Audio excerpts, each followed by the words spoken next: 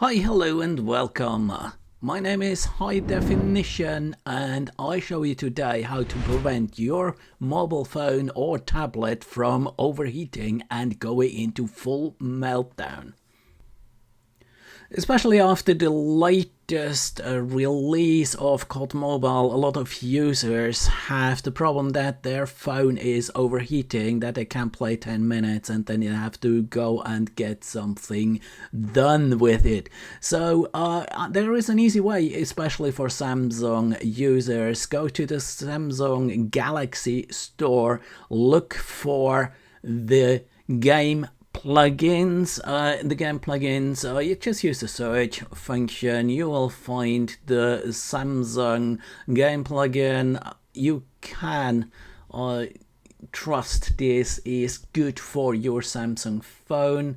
The rating is okay, and most of all it's for free, so you can then download it, which is a quick thing to do because it's only about 5.41 megabytes, so a few seconds later you have it on your phone, it gets installed and you can directly launch it from the store.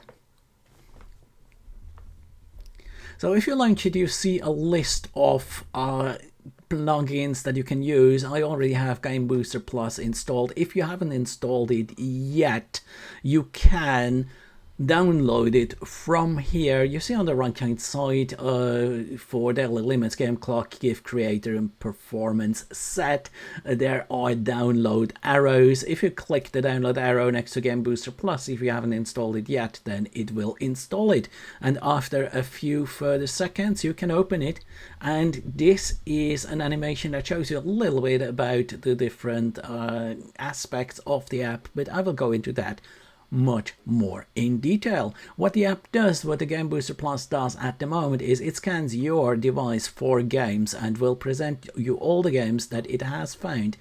Click start and here we are. These are the games that I have on my tablet. This video is made on a Samsung Galaxy S7 Plus tablet, so you see I only have quality content on here. And yes, we are interested in Call of Duty. At the moment everything is in custom mode, but we can change that easily. So click on the Call of Duty line and you see first of all a screen where you see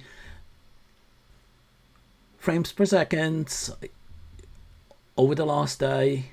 You can also see previous days. From the moment you have installed Game Booster Plus, you will have a track record of, or an audit trail of what your device has consumed. So this was my Friday profile, this was my Thursday profile.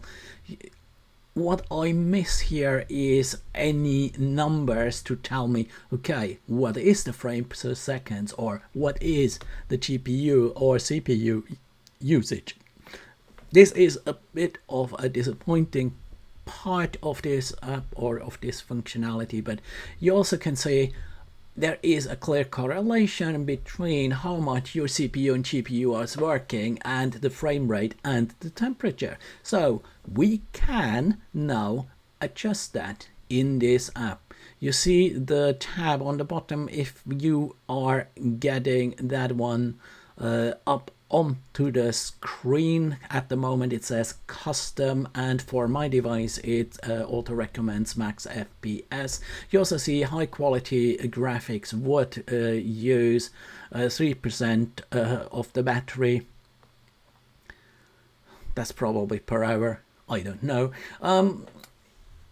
Let me know in the comments if you know. But here you have these different selection profiles. You have either the custom on the right, we will talk about it, but you also have then the other ones, the battery saving, obviously it says what it on the tin what it does, balance, which is a bit of a mix, max FPS, which you want to have for your gaming experience, and if you are doing some graphics design, some video editing, you might want to have high quality graphics to have the best pictures, frames per second, options not really important. What we have here is the tab for the custom settings. You see a few elements that you can adjust here. Performance options, that is, well, do you want to save battery, or do you want to have the best, highest, fastest gaming experience, performance experience? Obviously, as we have seen before, that has an impact on how hot your device gets, because the more graphics quality, the more the graphics chip and the CPU in your phone or tablet will have to work, the more FPS.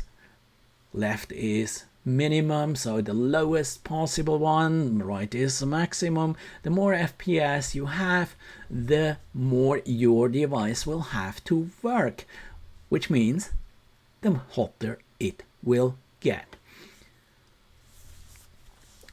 Obviously then, on the bottom there is the apply button, so when you press the apply button you can see what happens. What is interesting is if you look into the different pre-configured modes, if you have the battery saving mode, obviously you have here, I use the word obviously a lot of times, it might not be as obvious, but this is a spider grid that shows you 6 different categories of optimization or of targets: battery temperature, CPU, GPU usage, graphics quality, FPS stability, and max FPS. And looking into the battery saving, you see that the maximum aim for battery saving, obviously you see the max FPS very low, so it's a low frames per second. The temperature obviously low, because also the CPU and GPU is low, but the stability of the frames per second is a little bit above average. If you want to have balance, then it tries to balance it out a bit. You see when you flip between one or the other what the difference is. You use a little bit more CPU, GPU, you have better FPS stability, you have significantly reduced battery durability, and the rest is more or less the same. Now the next one is interesting: max FPS. So let's have a look at the max FPS in a moment. First of all, we go to high quality. High quality means graphics quality maxed out. That means your CPU, GPU is working hard. It uses up a lot of battery and the temperature is through the roof. FPS stability is about average, max FPS is also about average, but now we are where gamers want to have a look at max FPS. Run the game as fast as possible. You see, max FPS is all the way up there. You have seen that the FPS stability is a little bit reduced. You have the graphics quality that is also a little bit lower than in the high quality, but you have again CPU, GPU, and temperature maxed, and this really sucks out the life out of your battery. If you compare that with the high quality, again, it's minor tweaks, and just test out which one of those is better suited for you, for your device. If none of those profiles really help you, use the custom and go all the way down and check the temperature of your device when you play, check the playability of your game, and that's all of it for today. You can directly get out of this Game Booster Plus by clicking the icon on the top right to get into your game, which I think is a neat feature because you can immediately check out the changes that this does to your gameplay and game experience. There are other apps in the Google Play Store if you can't get the Game Booster Plus from Samsung to run on your device. Test them out and leave a comment about your experience. If you liked this video, if it was helpful, then please subscribe, press the bell so you get notified whenever I post the next video.